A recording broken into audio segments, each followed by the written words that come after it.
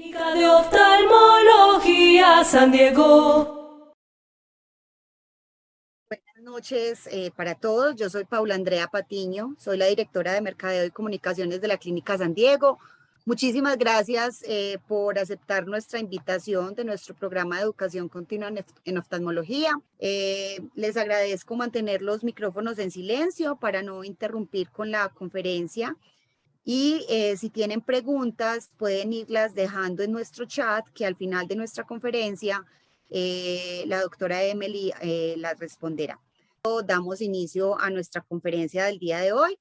Le doy un saludo muy especial a la doctora Marta Muñoz, quien será la persona encargada de presentar a nuestra conferencista del día de hoy. Doctora Marta, buenas noches y bienvenida. Muchas gracias, buenas noches. Buenas noches a todos por acompañarnos y muchas gracias por estar aquí. Hoy es para mí muy placentero y es muy grato siempre tener a mi profesora, la doctora Emily Caram, como invitada. Le agradezco que siempre que yo le invito, ella nos acompaña. Hoy vamos a tener una excelente conferencia. La doctora Emily Caram es una doctora médica y cirujana de la Universidad de los Andes, Venezuela. Es oftalmóloga del Hospital Militar Dr. Carlos Arévalo de Caracas y de la Universidad de los Andes de Venezuela. Hizo neurooftalmología en el Hospital Vargas de Caracas con la Universidad Central de Venezuela con el doctor Rafael Musi Mendoza, en el New England Medical Center, en el New England Eye Center y en tu Universidad de Boston. Hizo un doctorado en Ciencias Médicas en la Universidad del Zulia. Es miembro correspondiente nacional de la Academia Nacional de Medicina de Venezuela. Ha sido docente y es docente actualmente de residentes de posgrado de oftalmología, neurología y fellow de neurooftalmología. Pertenece a diferentes asociaciones nacionales e internacionales y hace parte de cursos de ampliación, hizo cursos de ampliación en el área neurovestibular en la Universidad de Illinois, Estados Unidos, y de electrofisiología en la Universidad de Columbia de Illinois. Tiene muchas publicaciones nacionales e internacionales. Es miembro y editor para Sudamérica y Centroamérica de la revista de Neurooftalmology y actualmente está trabajando en el Departamento de Neurooftalmología de la Fundación Visión Paraguay y Centro Médico Docente de la Trinidad de Caracas, Venezuela. Y es profesora del posgrado de oftalmología en la Fundación de Paraguay y en la Unidad Nacional de Oftalmología de Guatemala, Universidad de San Carlos. Entonces, le damos la bienvenida a la doctora Emily y esperamos que la conferencia sea para todos del agrado. Bienvenida, doctora. Bueno, buenas noches. Primero que todo quiero darles las gracias por haberme permitido, por permitirme compartir con ustedes el día de hoy, en especial a Marta, bueno, y por supuesto a la Clínica San Diego por hacer esta deferencia de invitarme. El tema de hoy es neuralgia corneal. Es un problema neurooftalmológico. Y si recordamos entonces o repasamos lo que es la definición del dolor neuropático, que ha sido establecida por la Asociación Internacional para el Estudio del Dolor y que fue redefinida en el año 2020, se considera el dolor neuropático como un dolor causado por una lesión o enfermedad del sistema somatosensorial. Las mismas traducciones que tiene esta página web, como las pueden ver ahí, del inglés al español, tanto en la variante del latín como la europea, se considera básicamente que es una experiencia sensorial y emocional no placentera asociada a lesión tisular o expresada como si ésta estuviera. El dolor neuropático se ha considerado como un dolor de tipo crónico. Este dolor se debe a que hay una disfunción en las fibras nerviosas debido a una lesión primaria o una alteración transitoria que ocurre a nivel del sistema nervioso central o periférico. Asimismo, ella se ha clasificado desde el punto de vista donde se produce, si es a nivel central o periférico, y también se ha definido en base a su evolución como episódico o continuo. La estadística no está clara, pero la más reciente se estima que 7 a 8% de la población general puede tener dolor neuropático. Y se considera que el dolor es un dolor crónico, del dolor crónico en 20 a 25%. Es decir, que 20 a 25% del dolor crónico corresponde a un dolor neuropático. ¿Y cuáles son las características de un dolor neuropático? Las características del mismo se van a manifestar con un dolor que puede ser lancinante, agudo, quemante, es decir, que tiene características variables. Asimismo, puede acompañarse de trastornos sensoriales como disestesia, parestesia y anestesia. También la aparición puede ser en días a meses. Encontramos que puede haber hiperfunción simpática y también puede haber alodinia e hiperagelsia. Y además de ello, no responde a la terapia médica. Encontramos entonces que el dolor neuropático es complejo tanto para el diagnóstico como para el tratamiento. Y entonces vamos a hablar hoy sobre lo que es el dolor corneal. Y el dolor corneal también se le ha denominado como queratoneuralgia, dolor neuropático corneal o neuralgia corneal. Este dolor se caracteriza porque va a haber una disfunción en las fibras nerviosas, produciendo esta sensación, por decir, no placentera o bastante dolorosa. Se define como un dolor neuropático en ausencia o signo de enfermedad. Las características de este dolor corneal es porque se suele ser quemante, también lo describen como ardor, escozor, picazón, sensación de basura, sensación de cuerpo extraño. Es decir, que las características son variables. Asimismo, la intensidad suele ser severa. Y en esto, además, puede acompañarse de otros síntomas como fotofobia o fotoalodinia. También puede simular síntomas de ojo seco, como les mencioné anteriormente, o acompañarse de blefaritis. Y desde el punto de vista de la sensibilidad, se caracteriza porque hay una sensibilidad normal, acompañándose generalmente de hiperestesia y alodinia. La hiperestesia es esa alteración de la sensibilidad que ocurre por un estímulo nocivo muy leve que no debería producir ese tipo de dolor, como por ejemplo la sensación de que el paciente siente, por ejemplo, cuando hay mucho viento que le afecta o le produce dolor o molestia en la córnea. Y la alodinia es cuando se produce por un estímulo nocivo pero en forma excesiva.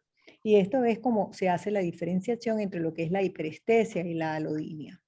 Y también suele ver en estos pacientes que puede haber una migraña preexistente y que sea considerado como un factor desencadenante en un grupo de ellos, ya que no todos los tienen. Entonces uno se pregunta, ¿por qué este dolor tan severo en una estructura tan pequeña como es la córnea? Y sabemos que la córnea humana es uno de los tejidos más inervados a nivel del sistema del cuerpo humano y por eso es una de las zonas, un gran potenciador para producir dolor. Estas terminaciones llegan a nivel de la córnea, pero se concentran principalmente en el área central, donde se estima que existen de 7.000 a 16.000 fibras nerviosas por milímetros cuadrados. Esta estadística es variable de acuerdo a las literaturas, pero se considera que esto es mucho mayor de la que existe a nivel de una pulpa dentaria, a nivel de la piel, y por eso se considera que la córnea es el área más dolorosa o que produce un mayor estímulo doloroso. Es un gran generador de dolor. Encontramos que las fibras nerviosas que llegan a la córnea se extienden desde la periferia hacia el área central y en el área central es donde hay un mayor número de ellas o un mayor acúmulo de las mismas. Encontramos, como lo podemos ver reflejado acá, que ellas vienen desde el área periférica, donde puede haber algunas que son terminaciones libres o algunas que hacen conexiones formando como una especie de red subbasal para luego dirigirse hacia el tejido o hacia el área epitelial, como lo veremos más adelante. De tal forma que estas fibras van a viajar a nivel de la rama B1 del trigémino y la primera rama que interesa es el área nasociliar, que va a formar, por supuesto, los dos nervios ciliares largos. Y ellas van a llegar hacia el área periférica de la córnea, donde se van a disponer en una forma equidistante unos de otros. De tal forma que estas fibras nerviosas penetran hacia el área del estroma medio de la córnea.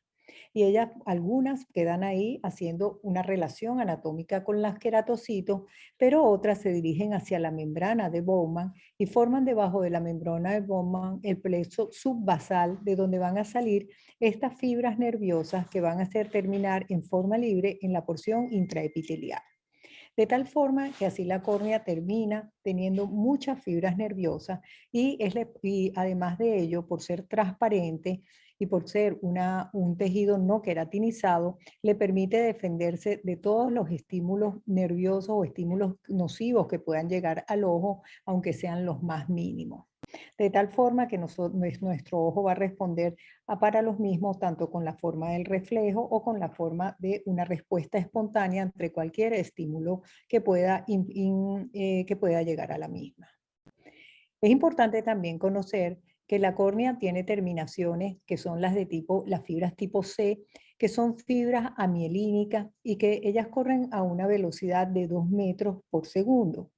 Mientras que tenemos las alfa-delta, que son fibras que tienen mucha menor cantidad, pero que son mielinizadas con una mielina muy, muy pequeña, muy delgada, pero que le permiten tener una mayor velocidad.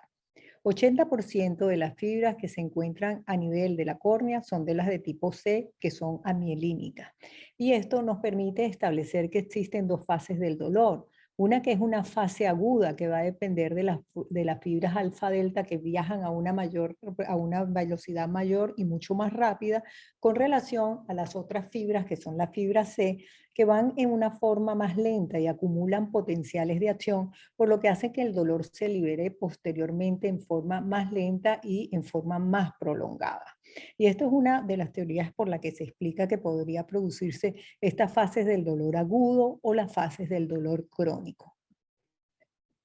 Encontramos así que también en ella vamos a encontrar receptores tanto de tipos nociceptivos en el 70% de ellas.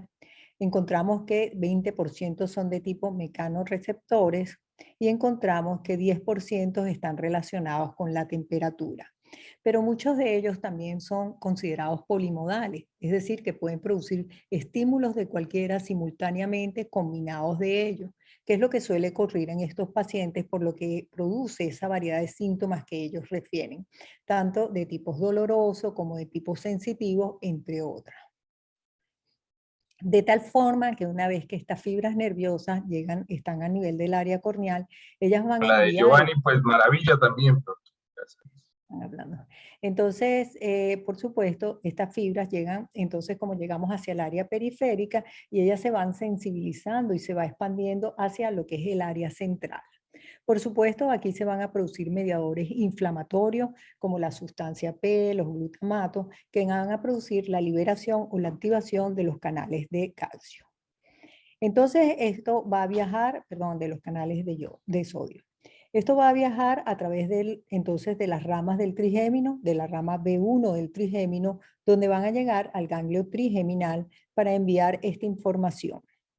Una vez que se produce este estímulo, ella se va a transmitir a nivel del asta dorsal posterior, donde hace la sinapsis secundaria, se cruza y va a viajar a través de la médula, del área protuberancial, del mesencéfalo, hasta ascender a la región cerebral, específicamente hacia las regiones perilímbicas y muy especialmente a nivel del área talámica. De esta forma se van a transmitir los estímulos dolorosos, los estímulos sensitivos, y eso explica también por qué son los trastornos emocionales de estos pacientes, porque esto llega a nivel del tálamo, donde se produce, vamos a decir que su tercera neurona, donde hace la conexión y va a producir todos estos cambios que refieren los pacientes. Y básicamente la tríada clásica que se observa que ocurre en estos pacientes es la hiperalgesia, como ya les mencioné. Además de eso, puede producirse un dolor espontáneo y también lo que es el estímulo doloroso o la alodinia ante cualquier estímulo, bien sea nocivo o no, nociceptivo o no. De tal forma que cuáles serían los desencadenantes en esta entidad. Los desencadenantes pueden ser ocasionados por patologías corneales, tales como la abrasión de la córnea, la erosión recurrente, un ojo seco severo o que haya definitivamente una desanferentación de la córnea. También algunos han considerado que puede haber un factor hereditario y que haya una predisposición genética para el mismo. Y también se ha encontrado que puede estar asociado a factores tóxicos o sustancias químicas, como el acutane, la cloroquina y las gotas oftálmicas con conservantes, especialmente con el cloruro de benzalconio, se han reportado que pueden ser desencadenantes de este tipo de dolor, así como también los pacientes que están sometidos a quimioterapia. Encontramos que otra causa podría ser la radiación, como la radioterapia o la radiación ultravioleta, y los esquiadores que lo hacen a una altura elevada también pueden tener esta posibilidad de desarrollar un dolor corneal. Otras causas podrían ser las de tipo quirúrgica, la blefaroplastia, pero con las que más se ha descrito es con las cirugías refractivas. Tanto la queratotomía como el LASIK se ha reportado que estos pacientes pueden producir dolor ocular. En los estudios que han realizado de esta cirugía se ha encontrado que inmediatamente en el periodo, vamos a decir, inmediato a la cirugía, 95% de los pacientes desarrollan ojo seco, pero que ella disminuye en 28% en 3 meses. Es decir, que este ojo seco tiende a mejorar. Pero poco se ha estudiado sobre el dolor corneal que ocurre en estos pacientes. Y la revisión que he encontrado con una mayor data fue la reportada en este año 2021 por este grupo, donde ellos hicieron una revisión de 16.000 LASIK que realizaron en 26 años, es decir, que es un estudio retrospectivo, y ellos encontraron que por 1 de cada 900 casos operados pueden desarrollar el dolor corneal, y que el periodo donde ocurrió fue entre 9.6 meses. Pero recuerden que no tenemos estadística en cuanto a lo que es el dolor corneal. Este estudio fue realizado únicamente en los pacientes que fueron sometidos a este tipo de procedimiento quirúrgico. Por otra parte, otra de las causas que puede ocasionarlo son las de tipo infecciosa. Y fíjense que el herpes zóster curiosamente entra también dentro de la clasificación del dolor corneal y se ha descrito en pacientes, en 50% de los pacientes quienes no recibieron el tratamiento antiviral. Asimismo, en estos pacientes se ha descrito 3 fases del dolor. Una fase aguda que puede ocurrir antes de que ocurra el brote o en ese periodo donde inicia la enfermedad hasta los 30 días. El periodo subagudo es el que se extiende desde esos 30 días antes de los 120 días. Y se considera crónico cuando ya se extiende por mucho más allá de los 120 días. Y asimismo, también encontramos que puede ser por causas neurológicas, como se ha reportado en la migraña y en el síndrome de Guillain-Barré. Otras poscausas que pueden ocasionarlo o lo que se ha considerado como desencadenante es el síndrome de Sjögren y recientemente fue publicado en el colon irritable. Pero muchas causas son desconocidas. Básicamente, estos son factores desencadenantes, pero no podemos decir que sea exactamente la causa, que sea la responsable del dolor corneal, pero son los estudios que se han reportado hasta el momento. ¿Y cómo puede hacerse un diagnóstico de un dolor corneal? Básicamente por la historia clínica y utilizando algunas medidas indirectas o medidas directas para ayudarnos a este diagnóstico. Encontramos que la historia clínica basados en el dolor. Ya sabemos que es un dolor que puede ser variable, con sensación de cuerpo extraño, con dolor punzante, con dolor taladrante, o algunos lo han considerado como un dolor fantasma que ocurre como sucede en aquellos pacientes que se les ha operado o se les ha quitado un órgano que quedan con ese dolor. También puede acompañarse en algunas ocasiones de blefaroespasmo. Y también se ha descrito en ellos un dolor comórbido, por lo que puede prestarse a confusión. Si recordamos entonces que la rama B1 del trigémino también puede inerva lo que es la mucosa nasal y también los senos frontales, entonces estos pacientes pueden referir el dolor no solo alrededor del ojo, sino también pueden tener sensaciones, trastornos sensitivos a nivel del área frontal. También puede acompañarse de alteración a nivel de la rama B2, que agarrará no solo la parte de la región nasal, como les mencioné anteriormente, sino que en esta área también podría afectar lo que es el área de las encías. Y algunos pacientes también refieren dolor en la articulación temporomandibular. Pero este dolor que acompaña al dolor, que es este dolor corneal, se ve generalmente en pacientes quienes han tenido el antecedente de migraña. Entonces se produce esta mezcla de síntomas que a veces hace mucho más difícil el diagnóstico, especialmente si el paciente le refiere además alteraciones de la rama B2 o B3 del trigémino. Entonces esto hace mucho más difícil el diagnóstico en estos pacientes porque muchos de ellos tienen estas alteraciones o tienen estos dolores comórbidos que los acompañan. También encontramos que existen cuestionarios hoy en día para tratar de esquematizar o para tratar de clasificar el dolor. Los primeros cuestionarios en realidad estaban dirigidos a lo que era el ojo seco y evidentemente que esto no ofrecía ningún tipo de ayuda para hacer el diagnóstico de la enfermedad. Pero hoy en día se encuentran con cuestionarios para el dolor y de ellos el que más se ha empleado, que se ha considerado de mayor valor, es este que se llama el OPA, porque no solo mide la intensidad y las características del dolor, sino que también mide la calidad de vida del paciente, ya que muchos de estos pacientes se incapacitan, les influye en su vida social, en su vida laboral, y es por eso que este nos permite hacer la calificación de todos ellos. Otra forma de hacer, con lo que debemos hacer los diagnósticos es utilizar las medidas indirectas.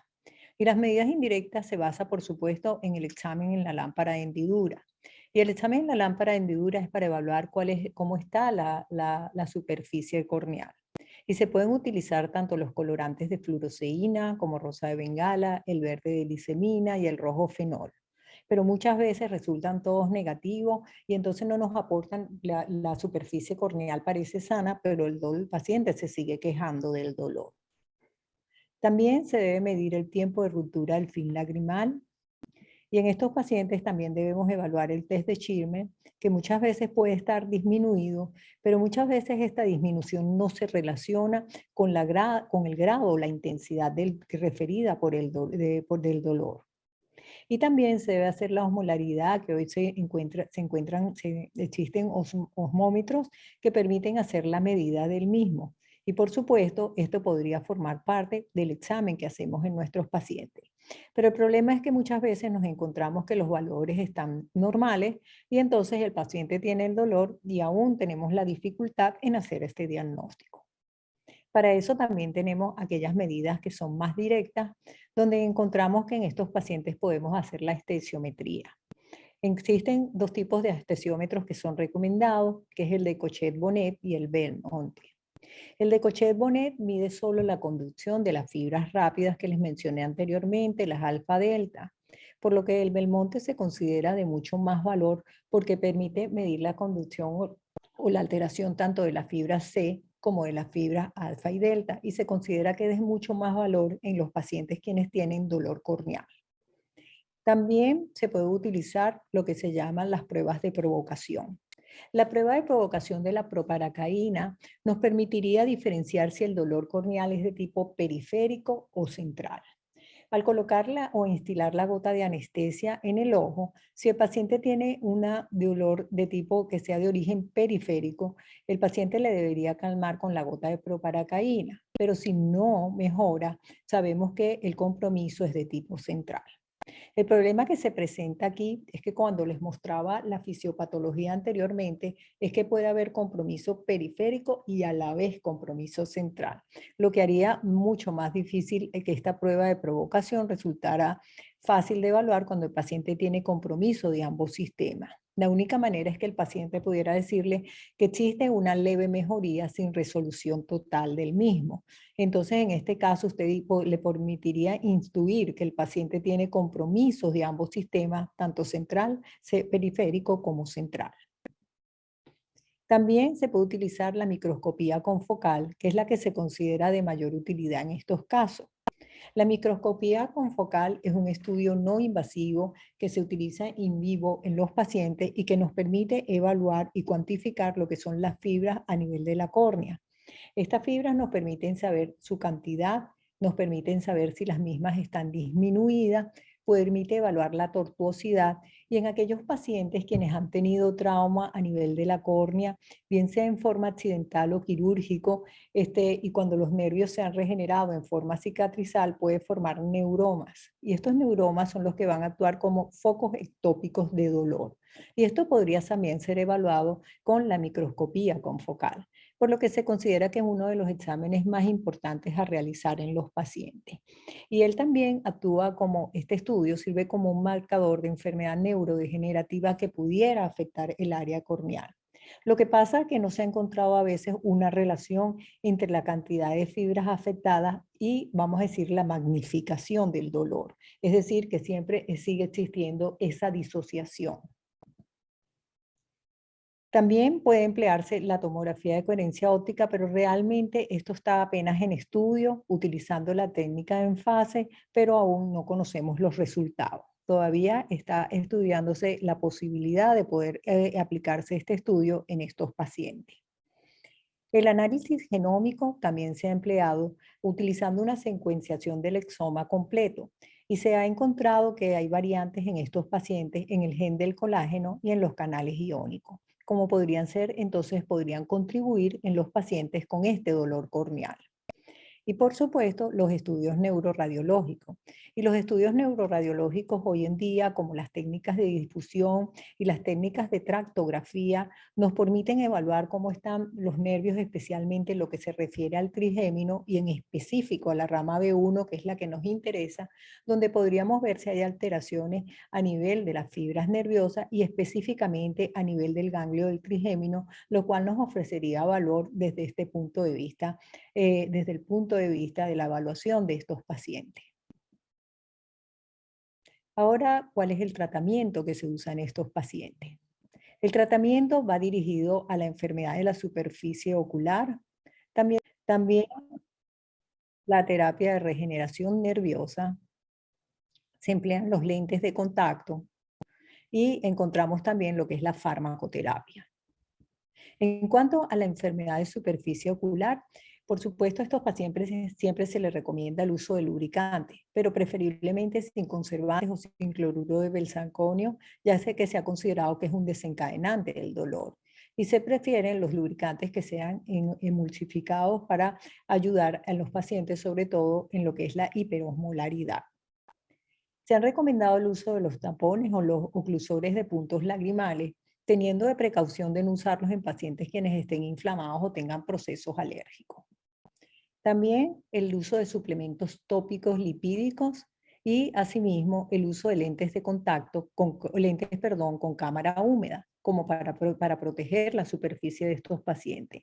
Y evidentemente que si el paciente tiene asociado una blefaritis o una disfunción de la glándula de meiomio, se recomiendan las compresas calientes, los masajes palpebrales y los dispositivos de pulsación térmica como este Lipid Flow.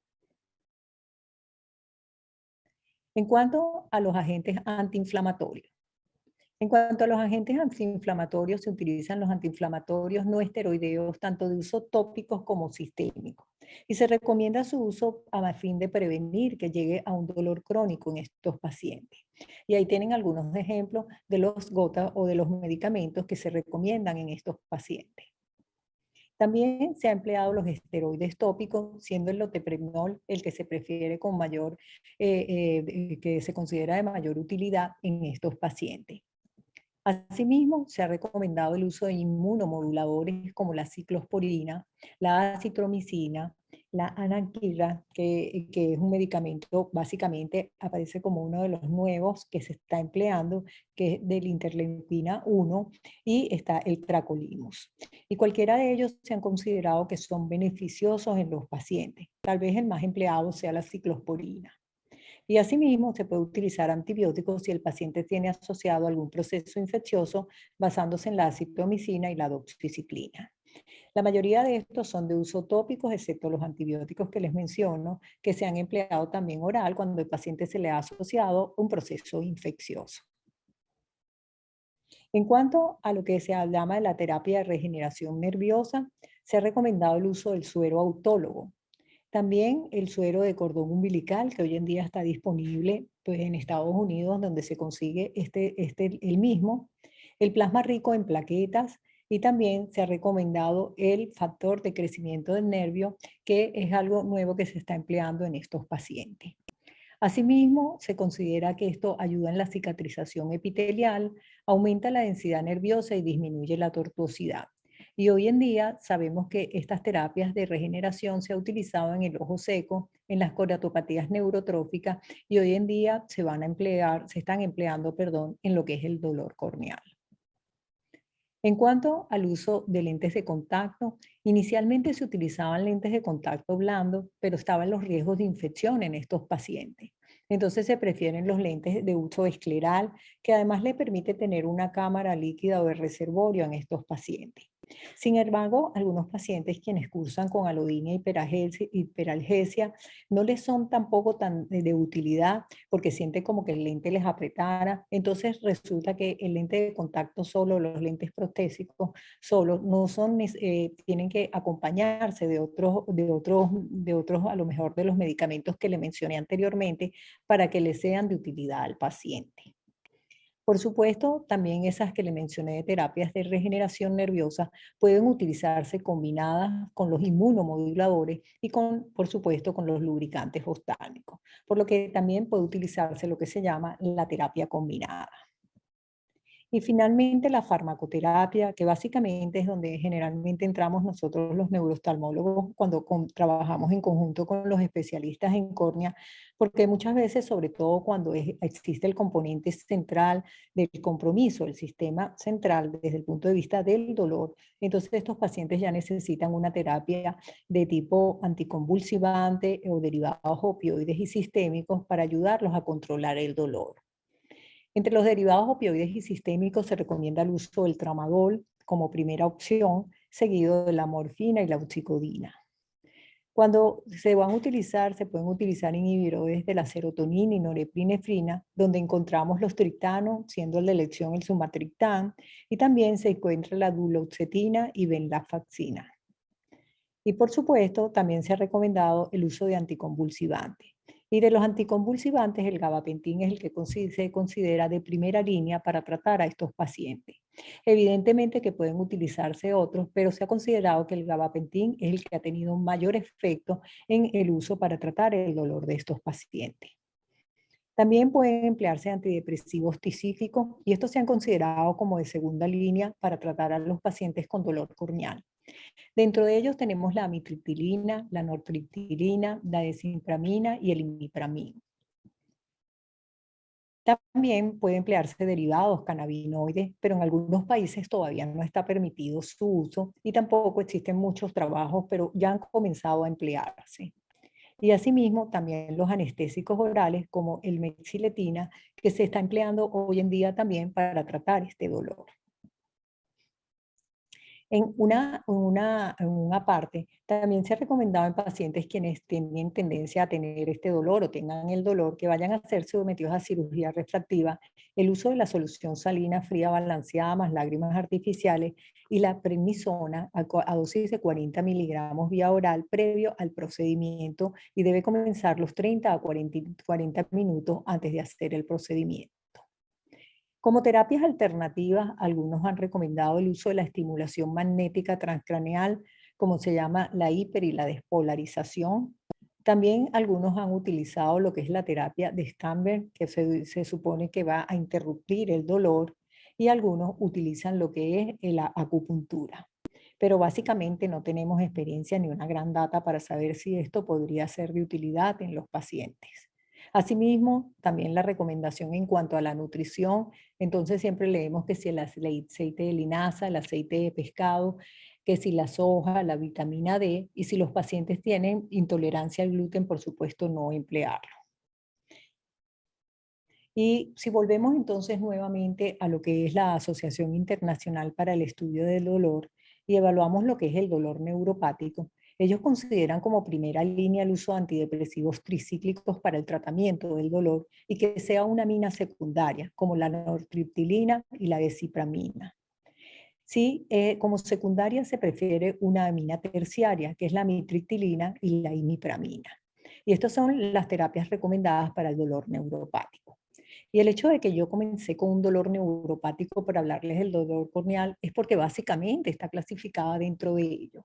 Y estos son los tratamientos que también recomiendan, con la diferencia de que en el dolor corneal se prefiere empezar con los anticonvulsivantes como el tipo del gabapentin, como les mencioné anteriormente. Pero básicamente como segunda y tercera línea serían estos antidepresivos tricíclicos que son recomendados por la Sociedad del Estudio del Dolor como tratamientos de primera y segunda línea. Sin embargo, existe también una guía para el diagnóstico y tratamiento de la terapia neuropática del dolor que ha establecido la Sociedad de Neurología de Alemania. Y si bien es el dolor neuropático, nuevamente volvemos a que el dolor corneal forma parte del mismo. Y curiosamente ellos incluyen el dolor corneal en su estudio. Y fíjense que ellos consideran que el dolor neuropático ocurre por daño o lesión del sistema sensorial. Los autores consideran que este tratamiento debe hacerse el diagnóstico, perdón, se basa el diagnóstico en unos criterios menores como el déficit sensorial, hiperestesia, hiperalgesia, consumado a otros síntomas tales como el dolor ardiente, especialmente en reposo, también como un dolor punzante, la alodinia y la hiperalgesia. Fíjense que ellos siempre entran dentro, la alodinia y la hiperalgesia siempre entra dentro del esquema de clasificación. Asimismo, el daño o lesión del sistema somatosensorial debe demostrarse por un examen neurológico y confirmarse con instrumentos. Y como les decía que en esta guía de diagnóstico y tratamiento de Alemania sí incluye el dolor corneal, ellos consideran que el estudio que debe realizarse en este paciente siempre es la microscopía confocal. No les menciono el otro porque se refiere a los otros dolores neuropáticos que no están relacionados con el dolor corneal, pero les hice la extracción de lo que correspondería al dolor de la córnea. Asimismo, existen cuestionarios para el dolor que ellos también emplean para clasificar el dolor, la intensidad y también para clasificar la calidad de vida del paciente. Y fíjense que aquí este grupo sí recomienda como primera línea, al igual que el dolor corneal, el uso del gabapentin o la pregabalina para tratar el dolor, que serían los anticonvulsivantes seguidos después de los antidepresivos tricíclicos.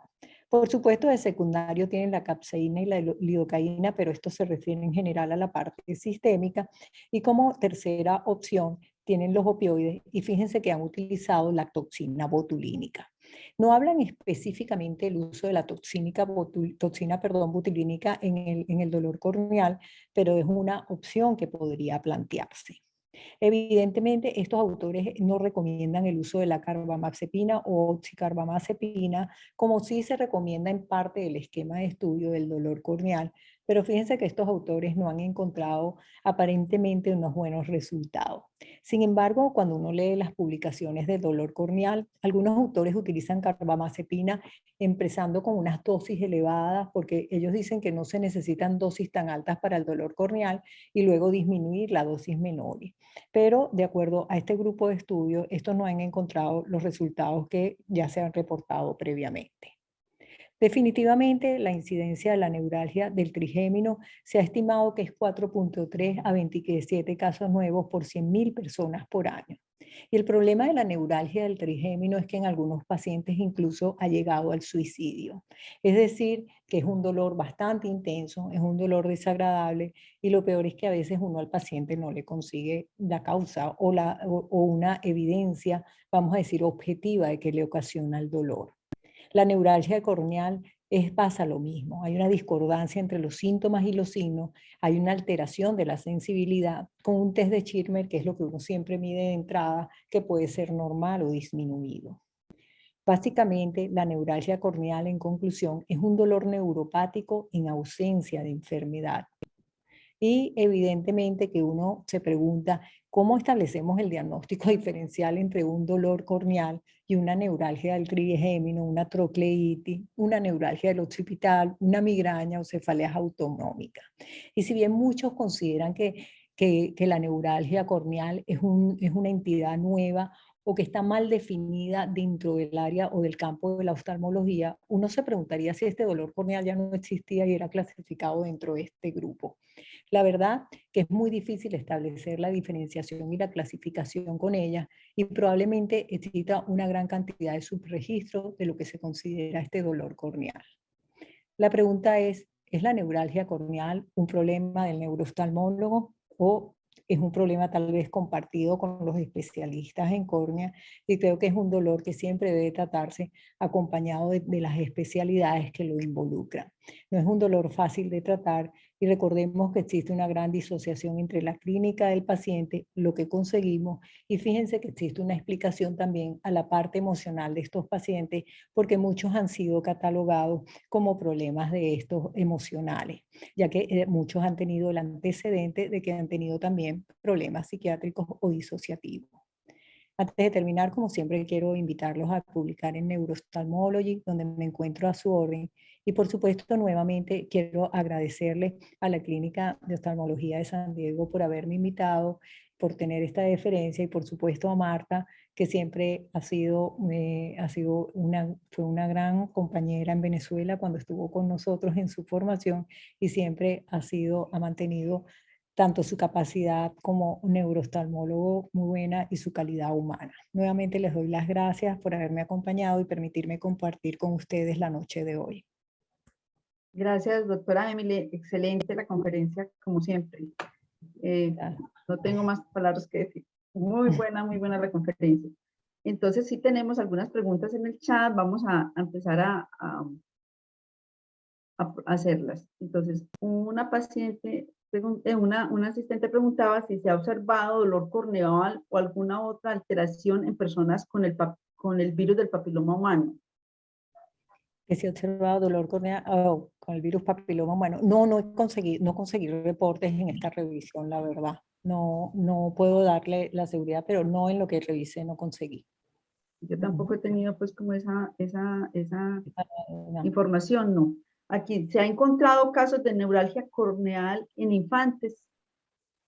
No he tenido casos, tampoco conseguí reportados en pacientes pediátricos.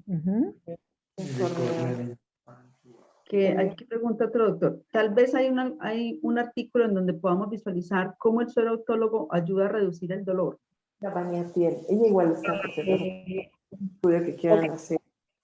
El suero autólogo lo recomienda, no tengo un mecanismo fisiopatológico, pero hay una publicación, déjame ver si tengo acá, donde podrías leerla. Estaba colocada en el mío, pero tal vez no coloqué todas las revisiones, donde hablan de los tratamientos y la conducta. Ya te voy a decir en cuál. Está publicado en esta de terapéutica del dolor, que está en el año 2021, y está uno que se llama Entendiendo el dolor neuropático y la aproximación terapéutica, que ya te voy a decir que lo tenía en una de mis presentaciones y está publicado en seminarios de oftalmología. El número es 31, el número 12 del 2016. Bueno, gracias, doctora. ¿Qué recomendaciones daría para los optometristas para referir de manera oportuna a los pacientes? Gracias, excelente ponencia. Bueno, las recomendaciones serían, yo creo que, como les comenzaba anteriormente, es un dolor bien difícil de definir y cómo clasificarlo. Pero pienso que la manera es el interrogatorio del paciente. Generalmente este es un paciente que pareciera bastante aprensivo por el tipo de dolor, ¿no? Y entonces el dolor que es el paciente que usted siempre ve inconforme, y aunque le diga que los tratamientos no le funcionan, es el paciente que le dice, aunque me pongo las lágrimas me molestan, hay disociación entre un ojo y otro de los síntomas, y la intensidad puede variar, es muy variable, muy fluctuante. Entonces yo creo que el interrogatorio es lo más importante para referir al paciente. Y básicamente es ese paciente que tiene un dolor que generalmente cuando llega a usted le dice, se lo han tratado y no hay nada que le alivie. Bueno, aquí hay otro que pregunta que si se podría tener relación con la diabetes mellitus tipo 2.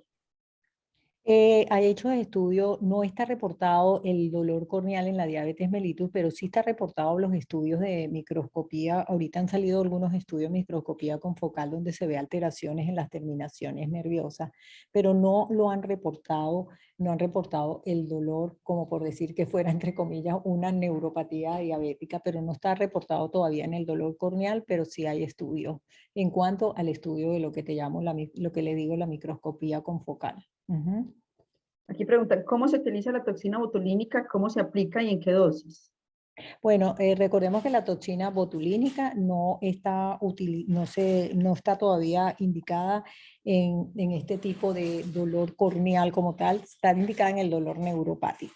Yo lo utilicé una vez particularmente, a pesar de que todavía no está indicada, y lo puse como muy parecido al dolor de cuando lo inyectamos para la migraña, poniéndolo en los puntos, sobre todo hacia lo que es los supraorbitarios, puse hacia lo que es la parte temporal y le tomé, como muchos de ellos tienen un poco de irradiación superior, lo puse igual que los utilizo para migraña hacia lo que es el músculo temporal, pero especialmente los puse en lo que son los supraorbitarios, región frontal y aquí en los laterales. Y la La dosis dosis, es la dosis. la dosis es variable, por lo menos yo la calculé a 5 unidades y puse en cada punto 5 unidades. Tengo un paciente, lo usé en 2, uno le resultó y otro no le resultó, la verdad. Bueno, Pero hay que no hay muchas ayudarse en todo. opciones. En realidad son pacientes de muy difícil tratamiento. Por aquí Sí. preguntan que cuánto tiempo utiliza uno el suero autólogo y los lubricantes. Realmente el lubricante, generalmente, cuando uno lee la literatura, el paciente siempre usa el lubricante, así le dé normal las pruebas por lo que yo leía. El uso de lo que es el suero autólogo, realmente yo no lo aplico, por eso lo hace generalmente el especialista de córnea, por eso les decía, pero yo veo que los pacientes lo utilizan y se los preparan una vez al mes y lo utilizan por más de 3, 6 meses, he visto que lo han utilizado. Igual la ciclosporina, pero no sabría decirte exactamente el tiempo porque básicamente ese lo lleva generalmente el especialista de córnea. Y de todas maneras, aquí tenemos corneólogos muy buenos que también nos podrían ayudar a contestarnos eso. Se las dejo a Y ahí ellos dice que porque si la ciclosporina es indicada, sí. Entonces, si algún corneólogo nos quiere decir más o menos por cuánto hay tiempo una o si marca mejor permanente se que puede usar. Ujú. No sé si todavía estarán aquí. Pero lo que yo he visto es que cuando yo trato esos dolores corneanos con los corneólogos, la ciclosporina y los lubricantes se utilizan por muchísimo tiempo, quizás permanentemente, y el suero autólogo también se puede utilizar por mucho tiempo. Martica, Exacto. Sí, Ajá. sí, doctor, ¿cómo está el doctor? ¿cómo te va? Bien. Gracias por Evelyn Kay, contestarme. gracias por la charla. Mira, la experiencia que tenemos con ciclosporina es que se puede manejar por largos periodos de tiempo sin mayor problema. Es una droga muy bien tolerada y si es eficiente, pues no veo ninguna razón para quitarla. Hace parte del armamentario, de manera que no hay ninguna limitación. Yo diría que varios meses, ojalá un año o tal vez más incluso. Evidentemente hasta que la paciente o el paciente en cuestión pues refiera mejoría sintomática. Y yo en esos casos tan refractarios a tratamiento, soy de la opinión de que si lo toleran, sigan meses y meses con eso. De hecho, a algunos les da mucho miedo quitarla, porque les parece que si la paran, se puede volver otra vez a reactivar el dolor. De manera que no Muchas hay gracias. ninguna contraindicación. Gracias, Gracias. doctor. Doctora, ahí nos dicen que si hay algún correo donde se puedan comunicar con usted, pues por si alguna duda. Se los pongo acá en el... y aquí vi que decía, algún correo aquí. Estaba buscando como más preguntas, pero no. Dice que Ya. en donde podamos Muchas poner... felicitaciones, doctora, porque siempre pues es Sí, decía una pregunta que dice ahí que si el uso de toxinas es debido al blefaroespasmo. Bueno, lo que les mencionaba, hay pacientes que desarrollan blefaroespasmo, ¿no? Y sabemos que el blefaroespasmo es un gran problema, tan problemático como el dolor. Si se pone uno a ver como el dolor corneal, ya para escribir primero el email. Aquí está el email. Ok, es tan problemático como el dolor corneal. Yo lo utilizo, realmente uno utiliza para el blefaroespasmo, por supuesto, el blefaroespasmo esencial. A veces uno se pregunta si este blefaroespasmo esencial formaría parte del dolor corneal, porque resulta que a veces usted no le consigue nada y cuando usted ve un paciente con blefaroespasmo también refiere ese poco de síntomas como el ojo seco, tengo sensación de cuerpo extraño, me molesta la luz y usted tampoco le consigue nada.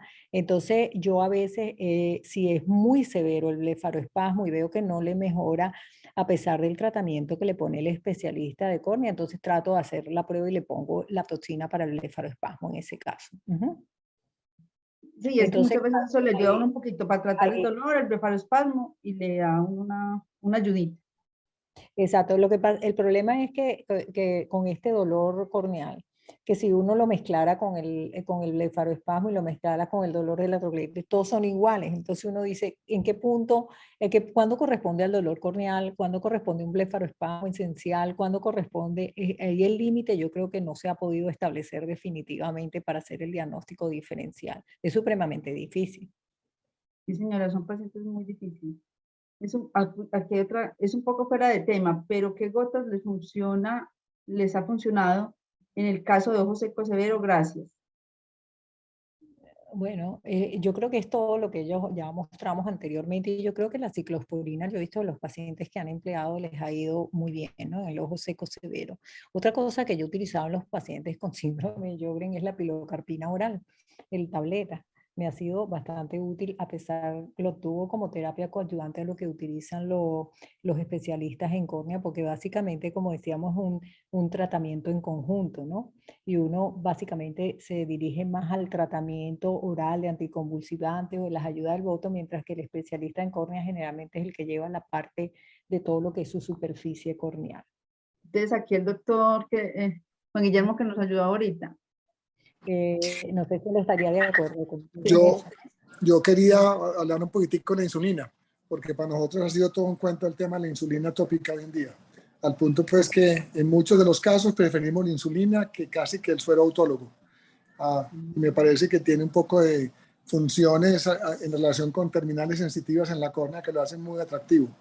Con mucho gusto luego les paso la forma que es muy fácil de preparar, es muy sencillo, es coger un frasquito de 15 mililitros de lágrimas, quitarle 5 mililitros y poner la misma cantidad de insulina regular y pues de Alantus o la que ustedes manejan como insulina pues cristalina, digámoslo así, y se administra una gota 4 a 5 veces al día. Funciona muy bien. Incluso pues en pacientes con defectos epiteliales que son complicados de cerrar, es una excelente opción para manejar.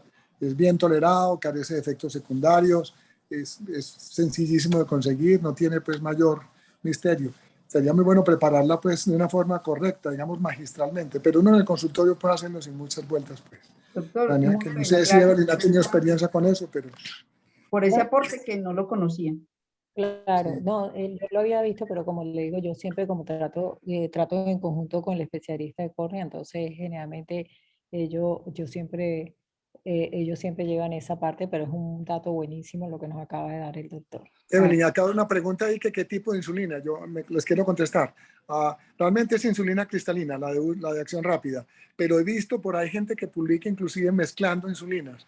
Yo no tengo muy claro qué tan científico sea eso, pero evidentemente lo que quiero explicar es que es muy bien tolerado este medicamento en superficie ocular, se aplica dentro de la gota, no cambia ni el pH, ni cambia la presentación, digamos, ni la sensación que produce la gota de lágrima, y es una cosa muy interesante.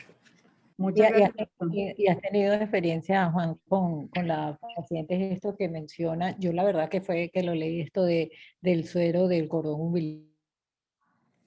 Sí, yo lo que el doctor Jejún después, que es como el que últimamente ha estado empujando más esto desde España, dice es que funciona mejor que el suero autólogo.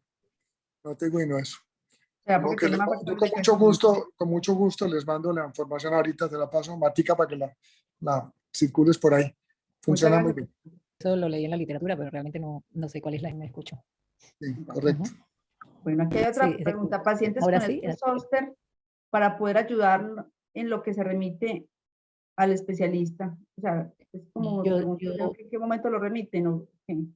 El zóster. El herpes zóster, yo sí tiene una neuralgia posherpética, yo generalmente al paciente sí lo trato inmediatamente.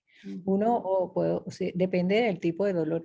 Curiosamente, siempre uno había tratado la neuralgia posherpética sin tomar en cuenta que fuera un dolor corneal, es la verdad, ¿no? Porque uno siempre lo trataba como una neuralgia posherpética. Por eso le digo que hay que como una mezcla de cosas, ¿no? Entonces, cuando uno se lee el dolor corneal, dice, bueno, pero esto yo lo trataba como neurooftalmólogo, como una neuralgia posherpética. Puedo utilizar la pregabalina, dependiendo del tipo de dolor, o puedo utilizar el gabapentin, o puedo utilizar también la carbamazepina. Entonces, depende del paciente, yo le pruebo, si no le resulta a uno, pues le hago el cambio de la terapia, pero yo generalmente voy directo con ellos al uso anticonvulsivantes porque es un dolor terrible para estos pacientes y además que es largo en el tiempo. Entonces el paciente sufre mucho y además por el trastorno sensitivo. Como generalmente tienen trastornos sensitivos, yo generalmente me ha ido mejor en esa parte y para el dolor con el gabapentin para ayudar al trastorno sensitivo más que la carbamazepina. Todo depende de lo que presente el paciente, pero yo inmediatamente sí trato de darle su tratamiento para que no se prolongue ese dolor, ¿no? Para evitar que sea menos crónico. Doctor, para ahí el doctor Ortega, por ahí nos dicen que si les podemos escribir cómo es la cantidad de de lágrimas y de insulina cristalina. Lo que yo les pedí son 10 cc de lágrimas artificiales con 5 cc de insulina cristalina. Eso entendí yo también. Sí. Pero yo creo que es que no se le escucha al doctor, se le fue Correcto. como la... Te lo acabo de pasar al WhatsApp, Matica, para que lo pongas por ahí. Ah, perfecto, gracias. Muchas gracias, doctor. Ay, Porque- aquí me lo pasó por el correo, por el chat. sí, porque yo aquí no veo. Ajá. Pero yo- Tienes que decirlo. No, se lo porque- mandé directamente a ella. Se lo mandé Sí. directamente a Matica, no se manda al grupo. Entonces, bueno, pero ya se bueno, lo mandó, sí, vale, se lo voy a vale. mandar a la Tienes que decirlo comunicadora porque de la clínica están para todos que lo mande preguntando. por el chat. Ajá. Con mucho gusto. Muchas gracias, doctor. Gracias, doctor. Bueno, ahí lo mandé por la conferencia para que la comunicadora nos lo ponga aquí, si es tan amable. Bueno, no, yo pienso que todo excelente ha sido la conferencia, la participación del doctor Ortega, excelente, muchas gracias. Ese es el trabajo en conjunto que necesitamos para estos pacientes. Sí, exacto. Cuando yo eso es- le solicité a la doctora este tema, ella sí me decía que era que le parecía muy difícil, pero como siempre, doctora, excelente, pues excelentemente tratado, quedamos pues, muy bien, y yo creo que a todos nos va a servir muchísimo porque es un tema que es muy difícil y que para ayudarle a los pacientes, por eso era que yo quería que usted nos colaborara con este tema, y yo creo que quedó pues excelente. Muchas gracias a todos. Ahí está la comunicadora aquí. No Yo sé creo si- que se le cayó la señal. A ver, yo veo si está. Doctora Marta, sí, aquí, Bueno. aquí Doctor- estoy haciendo ya la copia para, espéreme, permítame, voy a ponerla. Doctor Mauricio nos puede ayudar para colocar Sí, aquí, el artículo ahí que está nos ya. mandó el doctor. Listo, ya Ahí está el está. artículo que nos mandó el doctor. Sí, Juan Guillermo. correcto. Ahí está en el chat, lo pueden ver y lo pueden copiar desde ahí, y hay un enlace para que vayan directamente al artículo en la página web. Doctora Emily, mil gracias por acompañarnos. Los invitamos a todos cordialmente para la semana entrante. Vamos a tener a otro gran expositor que nos va a hablar de síndrome quiasmático. Es el presidente de la Sociedad Colombiana de Neurooftalmología. Entonces, los estamos esperando para que nos acompañen. Esperamos que todos estén con nosotros para que podamos continuar con estos temas de neurooftalmología que es el doctor Guillermo Marroquín, y por eso queremos que estén con ustedes pues la próxima semana. Ustedes no nos vayan a abandonar, y mil gracias a todos por estar aquí, y de nuevo gracias a la doctora Cara. Gracias a ustedes también. Gracias por la presentación y al doctor Ortega por darnos esta mano en la parte. Doctor Ortega, muchas gracias por ayudarnos en la parte de COVID. Claro que sí, se vuelve muy enriquecedor cuando pueden participar de esa forma al final de las conferencias, pues es una nueva oportunidad en que tuvimos a la doctora Emily Caram, por supuesto, con todo su conocimiento, y es, como siempre, una conferencista muy taquillera, como decimos nosotros. Entonces eso nos satisface bastante. Muchas gracias, doctora, usted siempre tan formal, tan querida con nosotros. No se retiren sin antes hacer la calificación de la conferencia de la doctora Emily. Eso para nosotros es también una retroalimentación y poderles brindar muchísimas más temas en el futuro. Por supuesto, ahí les dejo un código QR en pantalla, y en el chat también hay un enlace para que accedan si no tienen forma de escanear el QR. Entonces, muchísimas gracias y hasta la próxima semana. Hasta luego y todos, y muchas gracias por acompañarnos, a la doctora Emily, al doctor Guillermo, y a todos muchas gracias. Que estén muy bien.